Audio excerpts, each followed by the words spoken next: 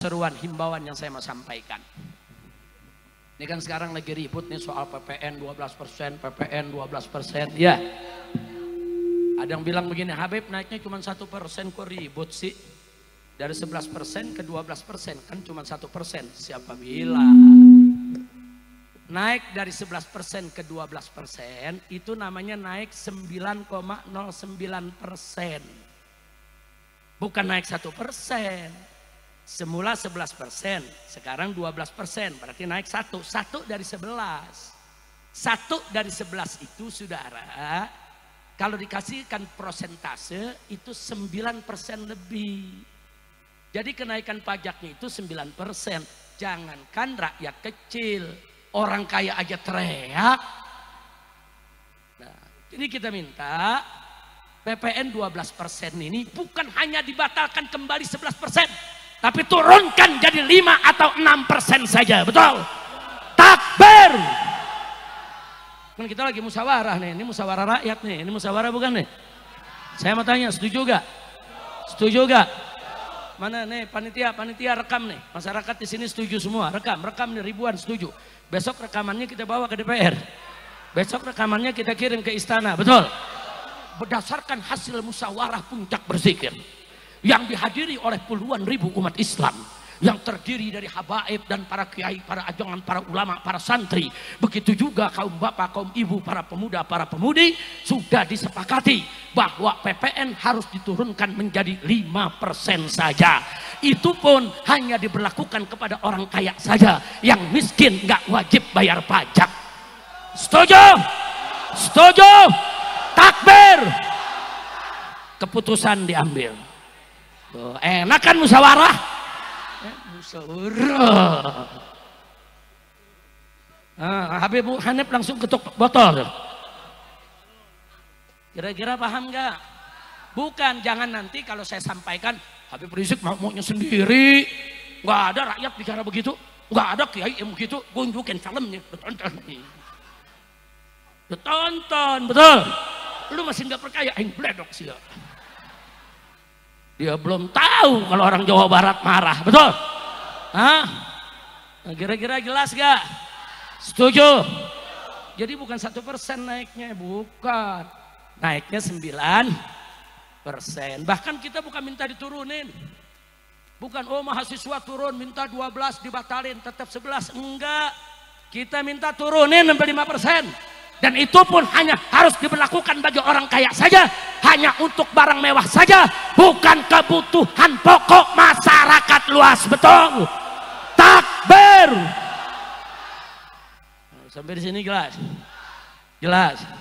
Makanya saya berani katakan di sini, hei orang miskin, hei orang melarat, tidak usah bayar pajak, karena pemerintah haram mengambil pajak dari orang-orang miskin dan melarat, saudara. Allah mewajibkan zakat hanya kepada orang kaya, saudara. Itu pun cuma 2,5%. Ini saudara baru mimpin negara, mau bikin pajak 12% untuk semua orang, yang kaya, yang miskin, semua kena. Nggak boleh. Makanya sebagai oleh-oleh terakhir saya mau tutup. Sebelum kita baca qasidah, saya mau baca riwayat sejarah dulu. Boleh tidak? Boleh tidak? Dengarkan baik-baik, ini sejarah saudara. Dulu ada seorang sultan di zaman Al-Imam An-Nawawi radhiyallahu taala anhu. Ini Imam Nawawi ada desa Nawa di dekat kota Damaskus saudara, di Syria. Namanya desa Nawa. Nah, kemudian rakyat satu negeri saudara sangat cinta dan sangat hormat kepada Imam Nawawi karena ilmunya luas, akhlaknya mulia, tawadu, bela rakyat. Singkat cerita, sang sultan ingin mengambil pajak dari rakyat. Diundanglah para ulama satu negeri. Begitu diundang itu ulama semua, kecuali Imam Nawawi yang gak diundang, saudara. Karena Imam Nawawi ini pakaiannya saudara banyak bekas jahitan sendiri. Beliau tuh kalau robek dijahit sendiri, robek dijahit sendiri. Selama masih bisa dipakai, dipakai. Sehingga kelihatannya kayak kelompang camping tapi banyak jahitan, saudara. Dan miskin hidupnya. Dia nggak diundang ke istana. Karena memang Imam Nawawi bukan ulama istana. Alhamdulillah. Ulama diundang sama sultan. Ulama bilang apa? Aku mau ambil pajak dari rakyat. Minta persetujuan ulama. Dengan alasan, saudara, karena untuk membiayai daripada gaji-gaji pegawainya, gaji-gaji pejabat, dan untuk mempersenjatai tentara yang jaga di perbatasan, juga untuk pembangunan. Sementara kas negara lagi kosong. Jadi terpaksa ngambil pajak dari rakyat. Selama ini nggak ada pajak. Baru saat itu mau diambil pajak. Para ulama lihat sultannya baik, lihat sultan bicaranya juga santun, alasannya masuk di akal. Para ulama setuju, saudara, mengambil pajak dari rakyat. Dibuatlah petisi. Semua ulama memberikan tanda tangannya atau stempelnya dengan jari, saudara.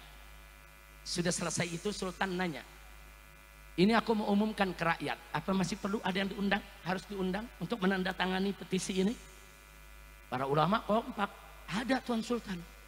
Satu orang lagi yang harus kau undang. Siapa? Abu Zakaria An-Nawawi. Sultan bilang, apa perlu masih undang dia? Kenapa sih harus diundang? Dia orang di desa, di kampung, miskin. Apa kata para ulama? Tuan Sultan, walaupun kami semua setuju, tapi kalau besok Imam Nawawi nggak setuju, rakyat ikut dia. Rakyat gak ikut kita. Umat tunggu fatwanya. Kata Sultan, kalau begitu jemput. Kirim pengawal, jemput dengan pasukan berkuda, saudara. Imam Nawawi di pinggiran kota, ibu kota, saudara. Dijemput, dibawa ke istana. Begitu sampai di istana didudukkan. Banyak ulama yang hadir. Sultan kasih kabar kepada Imam Nawawi. Ya Abu Zakaria, ini ulama-ulama semua sudah setuju untuk aku ngambil pajak dari rakyat. Nah, kami berharap kau ikut setuju. Langsung kasih instruksi raja. Kata Imam Nawawi, tunggu dulu sebentar. Aku punya 3 pertanyaan. Kalau 3 pertanyaan ini kau bisa jawab dengan baik, bagus, benar, aku tanda tangan. Setuju ambil pajak dari rakyat. Akhirnya kata si raja, Salma, silakan kau tanya apa yang kau mau. Yang pertama ditanya oleh Imam Nawawi, kenapa harus ambil pajak dari rakyat? Itu dulu. Dia jawab, ya untuk pembangunan. Aku udah jawab para ulama tadi. Untuk gaji pegawai, untuk mempersenjatai itu pasukan di perbatasan. Kata Imam Nawawi, ahsanta, bagus kau punya jawab. Nah, terus ditanya lagi Imam Nawawi, tapi kenapa harus diambil dari kas negara? Kan masih ada pendapatan yang lain. Kenapa mesti diambil dari bukan kas negara? Kenapa harus diambil dari pajak? Kan masih ada kas negara. Kenapa diambil dari pajak? Dijawab oleh Sultan, ya jelas kami ngambil pajak karena kas negaranya kosong, nggak ada dana. Kata Imam Nawawi, ahsanta, bagus kau punya jawab. Sekarang pertanyaan yang terakhir, kenapa kas negara kosong? Diam ini raja Sultan. Kenapa kosong? Dikemanakan itu? Kan kemarin banyak isinya. Ada emas, ada perak, ada uang, ada intan permata, dan lain sebagainya. Kemana kosong? Marah si raja, berdiri dari kursinya. Mada taksud di kalami? Hei Abu Zakaria, apa kau punya maksud dengan ucapanmu ini? Tersinggung ini raja, saudara. Dia tersinggung, saudara. Nah, kemudian apa yang terjadi? Begitu raja berdiri nuding Imam Nawawi nggak gemeter, saudara. Berdiri lagi Imam Nawawi dari duduknya, dari kursinya dia berdiri, dia tunjuk sang raja. Hei Sultan, jangan kau pikir aku tidak tahu kas negara itu kemana. Kemarin kas negara itu masih berlimpah ruah hartanya, emasnya, peraknya, intan permatanya. Kenapa sekarang habis? Karena kau bagi-bagi untuk dayang-dayangmu, untuk selir-selirmu, untuk putri-putrimu, untuk kerabat-kerabatmu, dan juga kau bagikan untuk pejabat-pejabatmu, sehingga kas negara kosong. Demi Allah, kalau kau ingin ambil pajak dari rakyat, maka kembalikan dulu semua harta itu ke kas negara. Kalau semua sudah dikembalikan, masih kurang untuk ngurus negara, silakan ambil dari pajak. Tapi kalau tidak kau kembalikan, haram kau ambil pajak dari rakyat walaupun hanya 1 dirham. Subhanallah. Saya tanya, Imam Nawawi sebagai ulama berani tidak? Tegas tidak? Tegas tidak? Adil tidak? Takbir. Kata Imam Nawawi, tunggu dulu. Itu kas negara dikorupsi, kalau bahasa sekarang dikorupsi, saudara. Setelah kosong kau ambil pajak dari rakyat, enak betul. Makanya Imam Nawawi mengatakan haram kau pungut pajak dari rakyat selama hasil korupsi tadi tidak dikembalikan ke kas negara. Nah, sekarang saya tanya, kira-kira fatwa Imam Nawawi zaman ini bisa dipakai gak? Jawab semua, bisa dipakai gak? Bisa dipakai gak? Pemerintah haram memungut pajak dari rakyat, pajak apapun, selama korupsi tidak dibasmi, selama koruptor tidak ditangkap, selama pembiayaan negara boros di mana-mana, selama tidak jelas pengeluarannya, selama tidak ada pertanggungjawabannya. Betul? Takbir.